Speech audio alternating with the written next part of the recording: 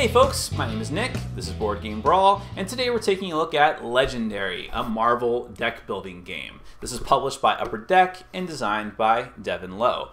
And no, this is not the entire box because the way the insert is for this box, if I held it up like this, the cards would go everywhere. But regardless of all that, in Legendary, each player is essentially an agent of S.H.I.E.L.D. who is drafting, recruiting, and taking hero cards into their decks in order to get enough power in order to take out a Mastermind like Magneto or Loki or Doctor Doom before that Mastermind can complete their scheme. And also the Mastermind has hordes of villains and henchmen at their disposal. And all the heroes that the players can get are all the most famous heroes from the Marvel Universe. You've got Wolverine, Spider-Man, Captain America, the Hulk, Iron Man, so on and so forth.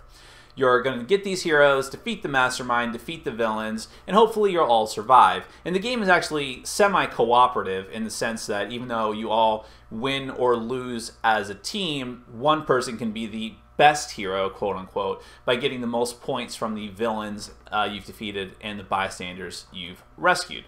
So, Legendary has a lot of hype to live up to, given the fact that it's based on one of the most popular licenses in the universe, the Marvel Universe, and it's got all the famous heroes, and there's a lot of expectations for this game. Does it live up to all those expectations? Well, let's take a look at the game, then we'll come back, and I'll let you know what I think.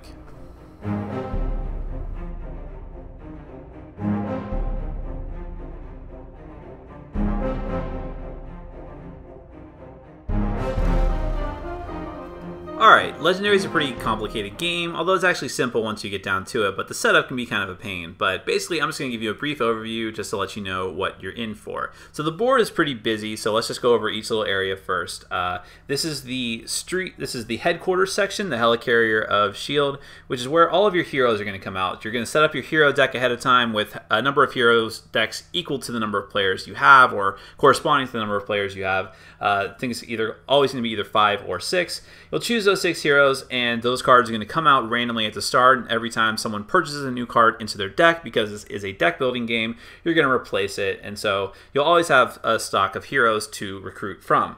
You're also always going to have Maria Hills available to purchase. She's the same card, but you can always take more of her into your deck. This is the spot for your Mastermind, which you'll choose, and we'll go over all this in detail in a second. This is where the Mastermind scheme is going to go, which you're also going to choose. There's a big old stack of wounds over there, which are always very, very bad, so therefore they're always available. And then you've got a stack of bystanders, which some villains are special effects are going to let you rescue bystanders, and that's where you're going to grab them from the deck. And also some villains that come out are going to take them from there as well. Now, speaking of villains, that's the villain deck over there, and at the start of each player's turn, they're going to turn over cards and put more and more nasty villains out on the board, and we'll explain all of that in a minute. So now that we've kind of looked at the board a little bit, by the way, there's this is where the escape villains go, and this is a big KO pile. Let's go ahead and take a look at some of the cards more in depth. So the goal of Marvel Legendary is that each player is going to be trying to work together, building a deck that's powerful enough to defeat the Mastermind and take out the Mastermind's tactics. So every player is going to start with a hand or a deck of 4 S.H.I.E.L.D. troopers and 8 S.H.I.E.L.D. agents. In this game, unlike some other types of deck builders, there's 2 types of currency. The first is power. Power always has little claw marks behind it, like Wolverine claw marks. And then there is recruitment, which always look like stars. Recruitment is what you use to actually purchase or recruit heroes from the lineup. Power is what you're going to use to defeat villains that come out in the city, or to try and finally take out the tactics of the Mastermind. So you're going to take these cards, you're going to shuffle them up, so you're going to get a hand of 6 cards, and then on your turn, before you have a chance to actually purchase any heroes or defeat any villains, you have to draw from the villain deck. It's the very first thing you do on your turn. And there's all kinds of crazy things that can come out of the villain deck. First off, there are these Master Strikes. The Master Strikes are going to kick off the special abilities of the Mastermind, and that's why there's no text on this card. It's going to be peculiar to whatever the Mastermind tells you to do, and there's always 5 in the deck. And hand in hand with that, you have Scheme Twist cards. Again, there's nothing on the Scheme Twist cards themselves, but the Scheme Twist represents the Mastermind scheme coming to fruition a little bit closer. And these are always bad because they always mean you're one step closer to losing, essentially. You need to defeat that Mastermind before he completes the scheme, or else you all lose. And again, you're going to refer to the actual scheme card as to what happens when one of these gets drawn from the deck. Now, normally, however, you're going to draw a villain, and villain cards always have the same kind of stuff on them. You're going to have the name up here and what particular villain group they come from. And you're going to have to set this all up ahead of time according to who your mastermind is and how many players you have and so on. And so when a villain, you have, this is the power that you need to defeat them down here. This is the amount of points they're worth if you're worried about the semi-cooperative aspect of this game. And then there's special abilities. Now, Ambush is a special ability some villains cards have that when they first get drawn, they're going to do something pretty nasty to the folks unless you can avoid it. In this case, Ambush, play the top card of the villain deck, which means you're going to play him and then play another villain card. And that is pretty bad. Just to show you another example, a much more difficult example, Pieback the Power Scroll requires 8 fights to defeat, and he has a fight ability. Now what that means is that when you accrue enough power to try and take him on and defeat him, you're going to be subject to this ability. In this case, choose a hero in the headquarters for each player. Each player gains that hero. Now that's actually a good fight ability, and that's the thing about this game. Sometimes you fight and it's a bad thing, sometimes you fight and it's a good thing. You never can tell. Let's show you another example for Zizzax, one of the radiation villains, one of Hulk's villains. 5 power, he's worth points over there. There's an ability that happens when he fights. It's actually bad. Each player reveals a hero with this icon or they take a wound. And he also has an escape effect. Now what that means is that as you're going to keep putting villains out here, the villains are going to get pushed further and further down the streets until they might, if you don't take care of them fast enough, they might escape. If they escape normally, that's going to mean you have to get rid of, permanently discard, or KO one of the heroes from the starting lineup. But if they manage to get away with a bystander, you also have to discard a card. In this case, he has a special escape effect, which makes him do the fight effect again. And a lot of villains will have that special escape effect. And speaking of which, the last thing that's going to be in that deck are the bystanders. You'll take some of these bystanders from the stack before you do the setup, and you're actually going to put them in the villain deck. If a bystander gets drawn, it goes underneath the closest villain. If there's no villain out there, it goes underneath the mastermind. The first time you can defeat the villain, or the first time you take out one of the mastermind's tactics, you'll get to rescue these bystanders. They don't do much for you in the base game. All they're going to do is give you points to be the best hero at the end. So we've looked at the villain deck. Let's take a look at some of the heroes. All right, let's break down a hero card. Now, there's all kinds of different heroes in the deck, and they all, much like the villains, they all have kind of the same stuff on their cards. First, you're going to have the name and the different type of villain. And I should point out that all of the different hero cards all have the same artwork. So they might have different effects, but they're all going to have the same artwork, which can be a little bit confusing if you're not aware of that at first. Up in the corner, you're going to have symbols, and symbols are going to be very important in this game. In this case, Rogue here has the X-Men symbol, and then there's all these different symbols, which I got to be totally honest with you, I don't remember the exact names of them. I never do, but I think, for instance, this might be the Sonic symbol, and then there's this little, like, data chip symbol, and all of that. All of this little iconography is going to be important for activating abilities, so let's go a little further down.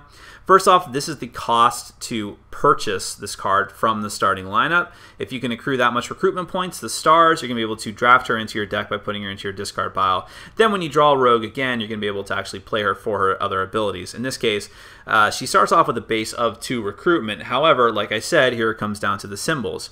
If this turn she had already played another card with that same red symbol that she has, but she doesn't count for herself, you get to KO a card from your hand or discard pile, and if you do, you get another recruitment point.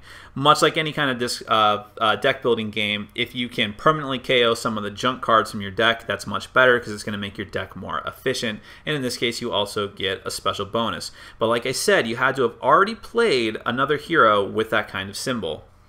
Let's take a look at Nick Fury. This is Nick Fury's ultimate card. You can always tell a hero's ultimate card because it's the most expensive card they have, and there's no border around it. In this case, he's got the shield symbol, and he's got this little data chip symbol. And he says you can defeat any villain or mastermind whose fight or combat value is less than the number of shield heroes in the KO pile. And then you've got Emma Frost. She's got a special, but she's going to give you combat power. You've got Gambit. He's got all kinds of different cards. You've got Captain America. Wolverine, Thor, Black Widow, Spider-Man, Cyclops, and Deadpool, because why not? And of course, Deadpool does not have a team affiliation, so he doesn't have a symbol up there. I'm not going to go through every single card, but needless to say, every hero has a bunch of different types of cards that you can draft. They all do different things. Actually, I forgot to show you Iron Man. Iron Man's in here somewhere. And they're all going to make you a better and more efficient team of heroes in order to take out the villains and their masterminds. So let's go ahead and take a look at those masterminds. Alright, so the main game of Legendary comes with 4 different masterminds. From easiest to hardest, you've got the Red Skull, who only takes 7 power to defeat one of his tactics, and I'll get to that in a second. You see down here it'll say always leads. When it says always leads, that's one of the villain groups you must include in your setup. If you have more than one villain group, at least one of those must be Hydra. Then you have what happens on a Master Strike. In case of the Red Skull, it says each player KOs a hero from their hand. That could be good or bad, actually. But that's why the Red Skull is actually the hands down the easiest type of villain mastermind to face off against. Then you've got Magneto, who's got different power. He has an always leads the Brotherhood and a Master Strike ability as well. Doctor Doom is the next most difficult, and Loki is the most difficult. Actually, part of what makes Loki so difficult is that his team that he always leads are the enemies of Asgard, who are the hardest enemy group in the Legendary core set. Now, what do I mean when I say taking out a tactic card? In addition to the face card that all the villains, or excuse me, all the masterminds have, they have these 4 tactic cards that you're going to shuffle up and put face down underneath them, like so. So this is how you're going to actually put the mastermind deck at the beginning.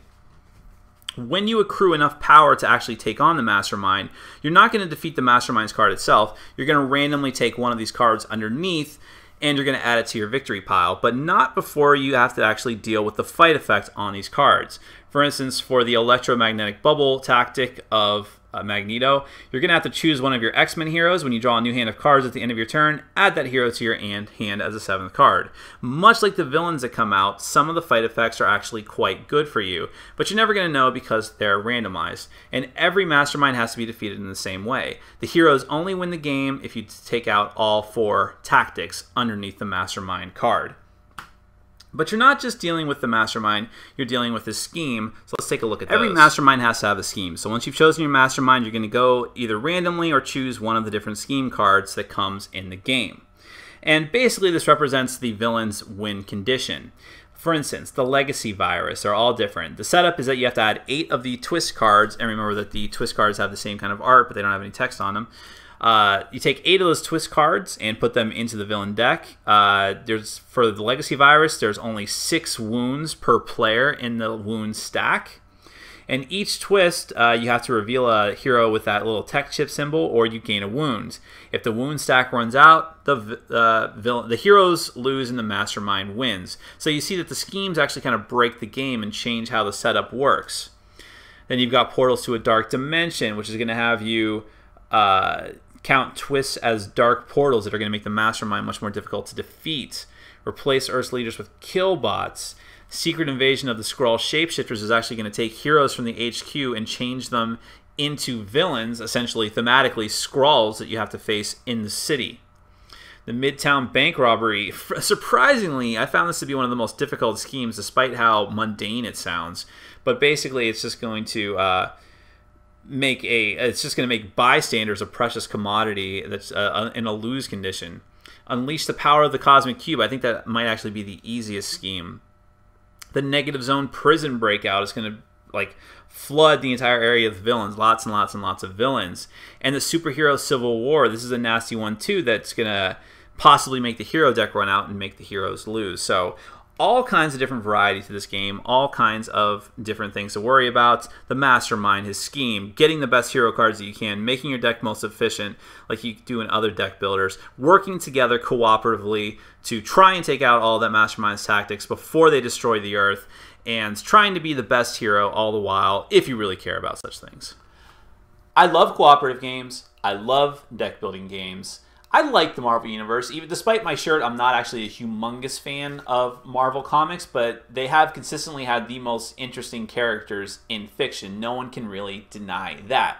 So all of that together, plus the fact that Marvel Legendary actually has a good set of mechanics makes this a home run for me. I really love and enjoy Marvel Legendary. Now, before I gush too much about it, I want to talk about the bad stuff, because there is some significant hurdles this game has to keep it from having every hobby gamer love it. And in fact, this is a very polarizing game. There are people that really enjoy Legendary, that it makes it to the top of a lot of people's lists of their favorite games, let alone, you know, cooperative games. But there's some people that just do not like it, do not want anything to do with it, even people who are Marvel Comics fans.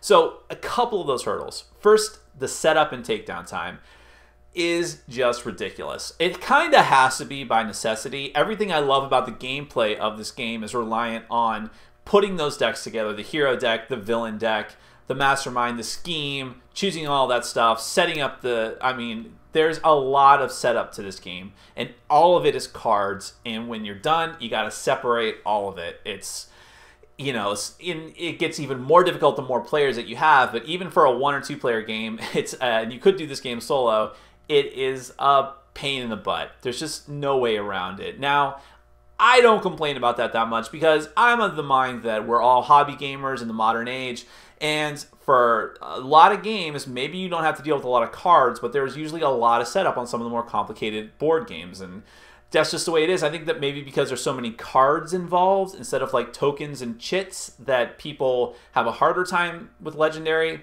I don't know, but it is a hurdle. I can understand people who are new not really being into all of that setup. So that's one thing. The other thing is the semi-cooperative aspect. Now, actually, most people are probably okay with that. I personally do not like it. I think, to me, it's the biggest problem that Legendary has. And the issue is that as more and more cards have come out, and there are expansions for this game that I'll review a little bit later, they keep releasing cards that are specifically made in order to keep giving the heroes points. There are cards that whose only ability is that, or only main ability is that you rescue more and more bystanders. And the only point of rescuing bystanders is getting points. Well, one of the expansions has special bystanders, but regardless, the main thing is to get points. Otherwise, the card might give you a couple recruitment points or a couple power, but it's otherwise useless. So what do? Do you take those cards out? Well, then you don't have as many hero cards, and as the other hero decks that you combine to make the deck. I mean, it's just complicated. I wish there was an easy way to just get rid of that rule, and there's not. I don't know. I think that the game can be... The core set of the game is not that tough, but other expansions that have come out, the game can be very, very difficult, especially if you don't have the right lineup of heroes, even in the core set. And when people are worried about getting the best cards or being the one that takes out the tactic first, it's just ridiculous. It's kind of goes against the spirit of cooperative games. So that is my biggest problem with Legendary. And it was a problem that some other people have as well. That being said, however, I still love this game. It's very thematic. It doesn't feel that way at first. It's just a deck building game. Most deck building games are not very thematic. I'll never accuse most of that, even if I like them very much. But in this game, you know, you're getting these heroes, you're fighting a mastermind, there's a scheme, there's all these different villain groups. The masterminds have their own types of villains that they always lead. I mean, if you're into Marvel comics, or any kind of comic books really, this is going to feel right at home for you. It just feels very, very cool. Even though the setup takes a long time, picking all of your heroes, I like that a lot. Basically, when I have new people and I know that they're not civilians, they're at least a little bit geeky, I say, if they don't know what they're doing, like, I don't know what I'm supposed to be doing right now, I'm saying, we're doing the setup right now. Who's your favorite Marvel hero? Just yell one out. Chances are they're in this box in the core set. Boom. There you go. Your favorite heroes in the deck. You're going to have the opportunity to buy lots and lots of that hero's cards. And that's great, you know, and I really, really love that they do that in this game.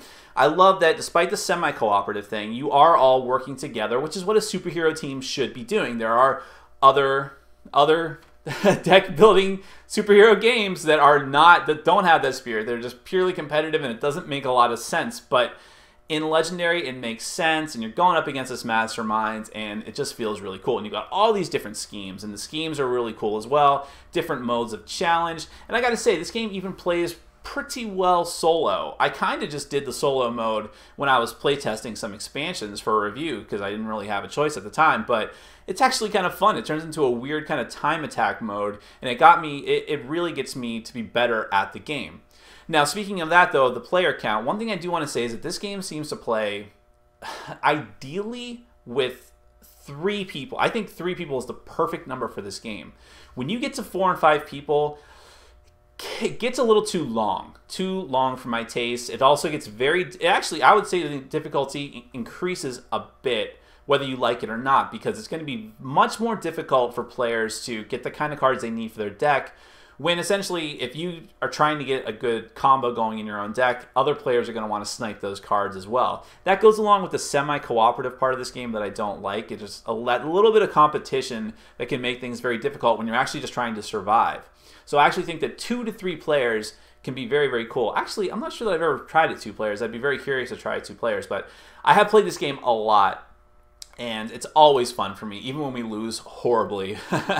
But in the core set, it's actually not that difficult. I think it's a lot of fun. I think that if you're a parent with a kid not too young, I don't know, maybe 8 to 12, who likes comic books, and you're trying to get them into hobby board gaming, this is perfect. I mean, do all that setup and take down yourself first. Don't let them see how the sausage is made. That's gonna just give them a headache. But once you get going, and once they see all the cool, beautiful artwork, awesome cards, components, everything, once they see all that and get going, they're really going to get into it. I think this is a game that a lot of people could love. If you like cooperative games, you can find some way to just forget about the semi-cooperative part.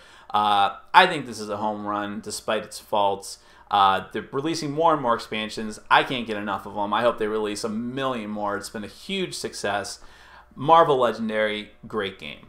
So, my name is Nick. This has been Board Game Brawl, reminding you to get out there and game every day and in every way. Take care.